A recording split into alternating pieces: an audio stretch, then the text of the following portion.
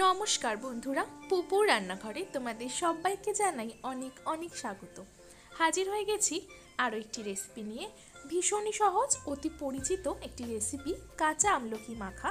ট্রেনে বাসে আমরা প্রায় সকলেই এটা খেয়ে থাকি। আমাদের মধ্যে অনেকেই কিন্তু এই কাঁচা আমলকি মাখা খেতে ভীষণই পছন্দ করেন। এই কাঁচা আমলকির কিন্তু অনেক গুণ রয়েছে, যেমন আমাদের ত্বককে ভালো রাখে, আমাদের চুল ভালো রাখে, আমাদের দাঁত ভালো রাখে, পেটের অনেক সমস্যাও কিন্তু সমাধান করে, বদ হজম, কোষ্ঠকাঠিন্য, বমি বমি ভাব কিন্তু দূর করে দেয়। এখানে আমি 3টে কাঁচা আমলকি ভালো করে ধুয়ে পাতলা পাতলা করে কেটে নিয়েছি। কাটার আগে অবশ্যই ধুয়ে নিতে হবে, কাটার পর কিন্তু ধোয়া যাবে না। দিয়ে দিচ্ছি স্বাদ অনুসারে লবণ, 1 টেবিল চামচ ধনেপাতা ও কাঁচা লঙ্কা বাটা, আর দিচ্ছি অল্প একটু কাসুন্দি। সমস্ত কিছু দিয়ে ভালো করে কাঁচা আমলকিটাকে মেখে নিচ্ছি।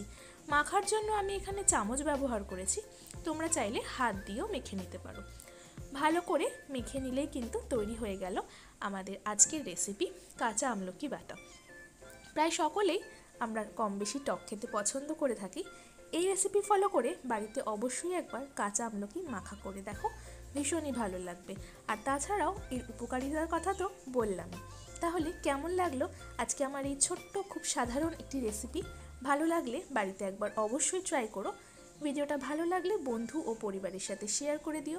আমার চ্যানেলে নতুন বন্ধু হয়ে থাকলে চ্যানেলটা সাবস্ক্রাইব করে পাশে থাকার অনুরোধ রইল।